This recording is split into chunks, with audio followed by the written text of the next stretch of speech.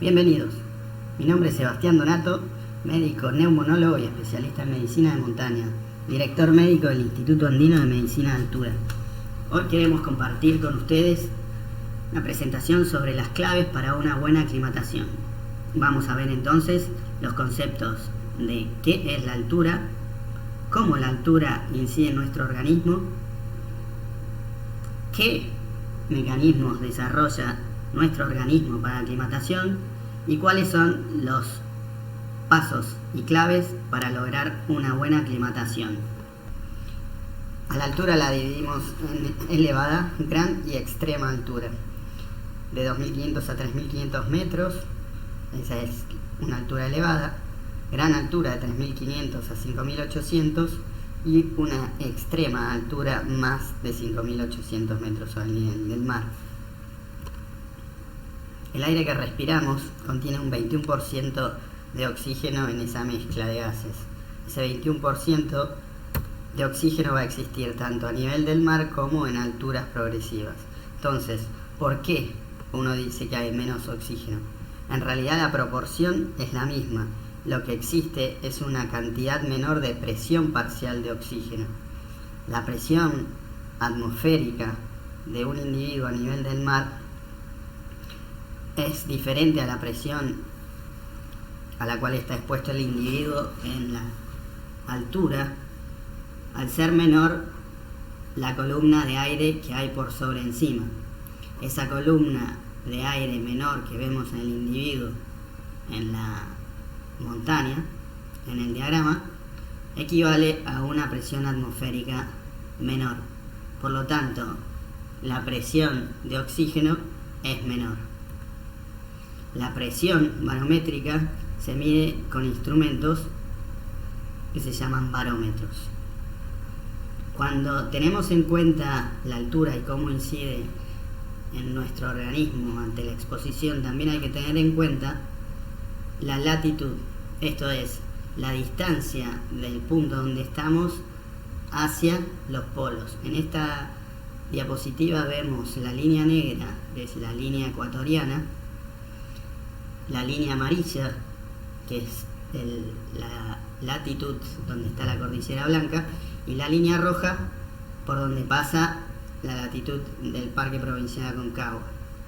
Este es un campamento a 4.200 metros en la cordillera blanca en Perú, y este es un campamento a 4.200 metros en el Parque Provincial Aconcagua, Plaza Argentina. La diferencia de vegetación tiene que ver con la presión atmosférica diferente para un mismo punto de altura sobre el nivel del mar. Esto es un fenómeno físico atmosférico diagramado en esta diapositiva por el espesor que hay de esa capa de aire frío diferente a nivel del ecuador, achicándose hacia los polos. Es decir, no es lo mismo 5.000 metros sobre el nivel del mar a nivel del ecuador que 5.000 metros sobre el nivel del mar a nivel de una latitud más cercana a los polos. La altura se puede reproducir artificialmente. Esta es una cámara hipovárica, hipo de menor, várico de presión. Son cámaras en las cuales se produce un vacío y la presión dentro de ellas es menor, por lo que simulan una altura mayor. En este caso, la cámara hipovárica del Instituto Nacional de Medicina Aeroespacial de la Fuerza Aérea, vemos como un individuo está desarrollando actividad física y está siendo testeado en esas condiciones de una altura simulada. Esta cámara es un poco más compleja, también simula frío y viento. La cámara existente en Bolzano, en Italia. Aún así, simulando temperaturas y vientos, nunca llegan a reproducir la exposición a la altura propia del lugar. Esto es una investigación hecha en una cámara hipovárica, aporta mucho conocimiento, pero no reproduce las condiciones de atmósfera y otros aditivos que tenemos en la montaña, ¿verdad? Como por ejemplo el frío. Sabemos que por 150 metros, a medida que subimos de altura, desciende 1 grado la temperatura. Y así como está el frío, tenemos al viento. El viento, según su velocidad, va a llevar a una temperatura percibida cada vez menor a medida que este sea más fuerte. Esta tabla lo que muestra es en el eje de las X, en viento, y en el de las Y, la temperatura. Y podemos ver cómo con una temperatura ambiental de menos 27 grados, a medida que sube de 8 kilómetros por hora el viento a 56, va cambiando la temperatura percibida hasta niveles que son extremadamente peligrosos si el viento es fuerte. Otra condición que hay en la montaña es que la humedad atmosférica es menor, sobre todo a alturas extremadamente altas. Esto es muy importante porque en el mecanismo de aclimatación que vamos a ver, en el cual el cuerpo respira mayor velocidad, cada una de las exhalaciones de aire van a llevar a una pérdida de vapor de agua, que conlleva un gran riesgo de deshidratación en un contexto de tener el estímulo de la sed casi abolido. Es un punto importante para entender después por qué es tan necesario llevar adelante una buena hidratación. Por último, la radiación solar. El espesor de atmósfera menor va a ser de un filtro menor también de rayos, que además se reflejarán en glaciares, en la nieve, y puede producirse el fenómeno que se produce en la ruta de ascenso al monte Everest y el Lhotse, por donde se pasa por este valle, en el cual los rayos solares se reflejan una y otra vez y llegan a producirse 50 grados sobre cero de temperatura. Cuando hablamos de una altura extrema, una altura mayor a 5.800 metros, 5.400 metros sobre el nivel del mar, dependiendo a qué latitud estemos, hablábamos de que no se produce ya acomodación, sino el cuerpo empieza a degradarse. Es lo que muestra esta foto del autor del libro Supervivencia en Aconcagua, que estuvo 61 días cerca de la cumbre de la Aconcagua, a 6.900 metros sobre el nivel del mar, afincado, viendo qué pasaba con su cuerpo. La foto muestra días previos a iniciar la expedición y al bajar al campamento base luego de 60 días. Esta es una degradación que se sufrió más allá de estar aclimatado por estar por encima de los 5.400 metros.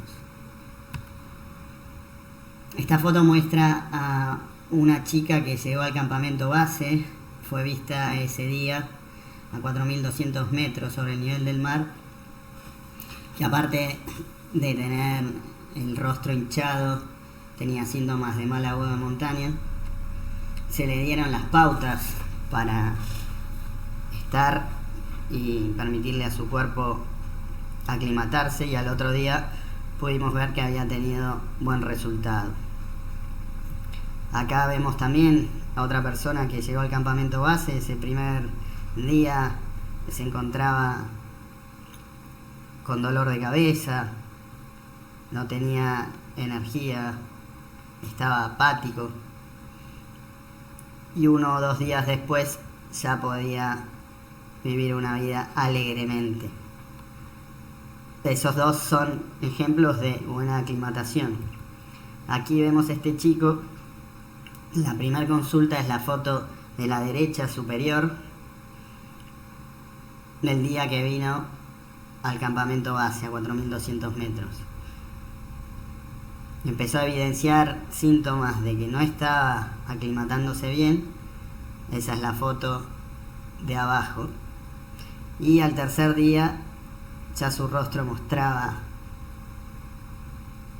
una hinchazón considerable y fue advertido de que no estaba aclimatando y su estancia a esa altura no iba a ser favorable. Lo que se le dijo de bajar, dormir una noche abajo y volver a subir, y no está acá la foto, pero es lo que hizo y pudo continuar su ascenso. Con esto quiero decir que el ritmo de aclimatación y la capacidad de cada uno de aclimatarse es diferente. Incluso podría haber sido que no mejore después de haber bajado y vuelto a subir. Es un concepto muy importante el de que cada uno de nosotros nos aclimatamos de una manera diferente. Vemos aquí un esquema de una mitocondria. Es la organela situada en el citoplasma de todas las células de nuestro cuerpo, a excepción de los glóbulos rojos que no contienen mitocondrias. La puse aquí para mostrar el destino final del oxígeno, a dónde tiene que llegar para que se pueda producir la energía necesaria para vivir. El oxígeno, desde el aire que respiramos, va a tener que ser transportado hasta la misma mitocondria dentro de la célula. ¿Desde dónde? Desde el alvéolo, desde el aire. Vemos el esquema de la vía aérea, el pulmón y esas ramificaciones como racimos de uva que llegan a los sacos alveolares. A la derecha vemos el saco alveolar conteniendo aire dentro, rodeado por un vaso que circula con glóbulos rojos que van a ser los transportadores del oxígeno al destino final de todas las células. También vemos las flechas azules de cómo esos mismos glóbulos rojos se están deshaciendo del dióxido de carbono para ser expirado. Tomamos como ejemplo al tren y esos carros como los glóbulos rojos que son cargados con oxígeno a nivel de los alvéolos en el pulmón para ser transportados por el sistema circulatorio a todo el organismo. Esos glóbulos rojos, esos carros del tren, van a circular captando el oxígeno en los pulmones y llevándolo a todas las células del cuerpo. Pero en un principio, la respuesta al haber menos presión parcial de oxígeno, menos disponibilidad de oxígeno, es la de aumentar la frecuencia cardíaca. Ese ritmo cardíaco aumentado puede pensarse como una frecuencia de tren mayor. ¿Qué quiere decir? Que el tren va a pasar cada menos tiempo por la estación del alvéolo donde va a ser llenado con oxígeno. Pero esto es al principio, porque luego el cuerpo va a responder acelerando el respirar. ¿Qué es esto? Si a nivel del mar normalmente respiramos 16 veces por minuto, luego de las primeras horas expuesto a una altura superior a 3.000, 3.500 metros, como veíamos, esa frecuencia respiratoria va a aumentar tal vez a 25, 30 veces por minuto.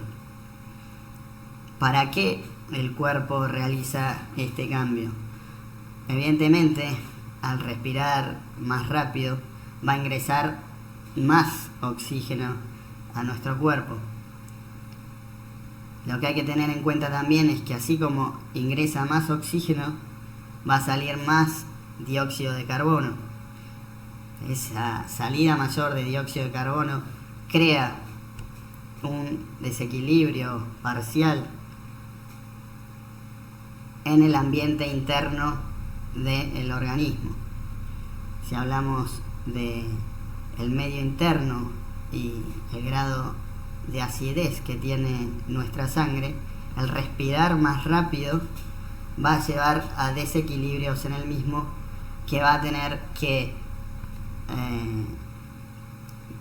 reparar el riñón eliminando sustancias como el bicarbonato. El bicarbonato se va a eliminar por la orina y se va a llegar a un equilibrio luego de un par de días. También es el riñón el responsable de la producción de una hormona, la eritropoyetina, que va a estimular en la médula ósea la producción de más glóbulos rojos. Mayores glóbulos rojos, mayor cantidad de glóbulos rojos, sería como más cantidad de carros en ese tren para llevar el oxígeno. No tenemos tan cargados los carros, pero tenemos muchos carros. Esa es la producción de glóbulos rojos luego de 10 a 14 días de permanecer en la altura. Hay que aclarar que este no es un efecto inmediato y que solo viene después de ese tiempo. También, luego de ese tiempo, se produce un fenómeno de proliferación de nuevos vasos sanguíneos. Esa neoformación de vasos, llamada angiogénesis, la podemos comparar con la construcción de más vías y más circuitos para que esos trenes que transportan el oxígeno cubran más superficies. Es lo que pasa luego de 15 a 20 días en la altura en el músculo. Se va a producir mayor cantidad de vasos que van a irrigar el músculo en respuesta a la altura. La tabla de Lake-Lewis, que es un consenso que se logró en 1991 en un Congreso Mundial de Medicina de Montaña en Canadá. Allí se determinó a través de un panel de expertos cuáles serían los síntomas de una mala aclimatación, llevando a un mal agudo de montaña, que veremos en otra presentación. Lo que quiero acá es introducir el concepto de que existe una herramienta validada para darle una gravedad o poder cuantificar el mal agudo de montaña y tenerlo en cuenta para una autoevaluación.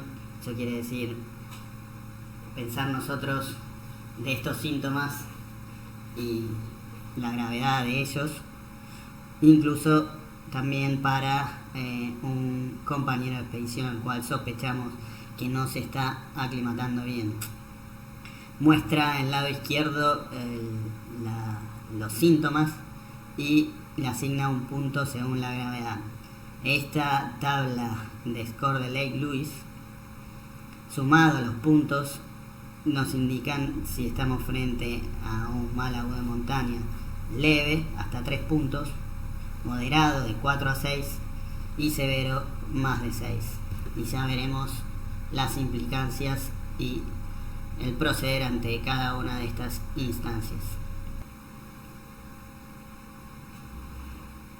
Este es un perfil del Cordón del Plata, donde vemos indicadas las cumbres de las diferentes alturas que tenemos, como el Andresito de 3.140 metros hasta el Plata, el más alto, de 5.900 metros. En las recomendaciones para una aclimatación, la exposición previa y progresiva a la altura es un aspecto fundamental. ¿Qué quiere decir? Si estamos pensando en una altura de 5.000 metros como objetivo, la verdad que sería prudente empezar a conocerse uno a los 3.000 metros primero, a luego pasar a hacer cerros de 4.000 metros, ir conociendo nuestro cuerpo para ya sí exponernos a mayores alturas. Este es el Kilimanjaro, que como ven tiene una vegetación y una fauna rica, y eso tiene que ver con la situación, la latitud en la cual se encuentra. Si recuerdan el concepto que veíamos más atrás. La foto es para graficar la elección de una buena ruta. Si vemos la parte izquierda, la ruta que continúa hacia la cumbre, y la ruta en la parte derecha, amarilla, vemos que está pasando por 7 campamentos, la de la izquierda, y tan solo 3 para la cumbre, la de la derecha. En la elección de una ruta de ascenso está la prevención de la aclimatación. ¿Qué quiere decir esto? Si nosotros planeamos subir a esa altura de 5.900 metros, desde 1.600 metros, en 3 días, vamos a estar más expuestos a que nos vaya mal que haciéndolo en forma más progresiva, e incluso teniendo días que subimos más alto para bajar a dormir más bajo al otro día. Es el perfil de ascenso en dientes de sierra, en la cual el concepto de subir alto, dormir bajo, demuestra una buena facilidad para la aclimatación. Este es uno de los más importantes conceptos, que es el de la hidratación. Habíamos visto cómo en la altura la humedad atmosférica desciende y nuestra actividad con mayor evaporación y nuestro respirar con mayor frecuencia nos hace perder más líquido de lo habitual. Mantenerse hidratado es fundamental para poder lograr una buena aclimatación. Decimos que arriba de los 4.200 metros sobre el nivel del mar, y dependiendo de la sequedad ambiental, pero como norma debemos tomar más de 4 litros por día en forma de infusiones líquidos. Otra cuestión muy importante, a mi parecer, para quienes transitamos la montaña, las alturas, es encontrar nuestro propio paso. Es verdad que siendo con compañeros que vayan más rápido, más despacio, puede hacernos no respetar nuestro paso. Mi consejo es el de mantenerse a vista con el compañero, siempre pautar, si es diferente el ritmo de ascenso, lugares de encuentro, pero encontrar la manera de seguir nuestro propio paso, porque eso va a tener que ver con el ritmo de la respiración que tengamos y cómo se pondrá en sincronía el respirar, el aparato circulatorio con nuestro pulso y la progresión en el terreno.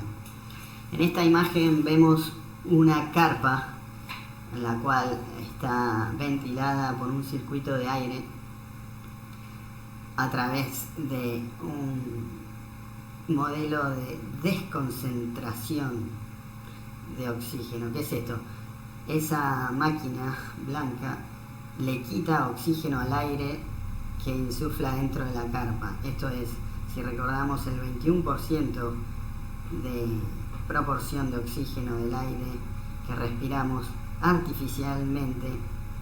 Estos equipos le quitan oxígeno al aire y lo ventilan dentro de la carpa o una máscara. Esta es una manera artificial de exponerse a la altura, respirando menos proporción de oxígeno, y se está utilizando bastante. Aquí vemos una infusión, son hojas de coca. La coca ancestralmente ha sido usada por los pueblos andinos y se sigue usando al día de hoy. Se ha estudiado, no hay muchos estudios sobre cómo actúa en ayuda de la aclimatación. Sin embargo, no son concluyentes. Esto es, se ha visto a partir de 3 estudios fundamentales hechos en Perú que las hojas de coca permiten una mejor utilización de los ácidos grasos, mantienen niveles de glucosa estables en sangre, pero no se ha podido determinar en qué grado particular hacen el efecto de ayuda en la altura. Entonces, ¿cuáles son las claves para una buena aclimatación? Ante todo tenemos que conocer cómo nuestro propio cuerpo responde a la altura. Para eso hay que tener experiencia. El punto número 2, la preaclimatación. Antes de encarar grandes alturas, hacer nuestra experiencia a alturas menores e ir progresando en ese conocimiento en nuestro propio cuerpo. El plan de ascenso progresivo es la elección de la ruta de ascenso que en la medida de lo posible respete un ritmo de no más de 500 metros de ganancia de altura por día, y si es así, si es más de 500, sumarle una noche de descanso más a esa altura por encima de 1000. La profilaxis con medicación cuando está indicada, esto es en gente que haya tenido problemas ocasionados por la altura, problemas de salud, y tiene la indicación médica de prevenir la ocurrencia de nuevos eventos tomando medicación.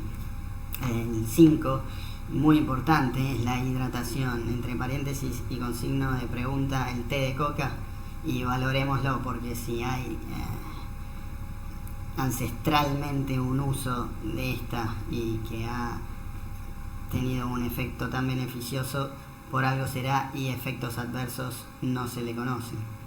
Una nutrición adecuada, comida que no sea un desafío para el cuerpo digerirla, sobre todo carbohidratos, utilizar carbohidratos de fácil digestión, tratando de evitar las grasas y alimentos proteicos. Un día de descanso luego de llegar al campamento base, sobre todo. Ese día de descanso no tiene que ser de reposo total, pero darse el tiempo para una buena hidratación y para ambientarse. El 8 dice no siestas, porque cuántas veces nos hemos sentido tentados estando en la altura con cierto dolor de cabeza, ganas de que no nos molesten, de ir a tirarnos un poco a las carpas. Eso hemos visto que propicia una mala evolución, estar en la carpa sin hacer nada y con tendencia al sueño va a hacer que no estemos hidratando, seguramente nos logremos quedar dormidos de a ratos. Eso va a ir en detrimento de un buen control de la respiración. No está aconsejada esas siestas cuando uno está en medio de una aclimatación. Vimos que encontrar el propio paso es fundamental, y puse entre paréntesis mantener el cuello erguido. Ello facilitaría el drenaje de sangre desde la cabeza para evitar el mecanismo del mal agudo de montaña, que es la acumulación de líquido allí donde está el cerebro. Y el 10, por último, es bajar si los síntomas están progresando, si vemos que la aclimatación no se está dando, y esta debe ser una premisa fundamental. Les dejamos entonces el material adicional. En esta guía MEDEX van a encontrar, escrita por un grupo del Reino Unido, los consejos y aspectos básicos sobre la altura. Van a encontrar otros 2 documentos en inglés de más profundidad, donde están las últimas recomendaciones para prevenir y tratar el mal agudo de montaña y otras enfermedades relacionadas con la altura. Gracias.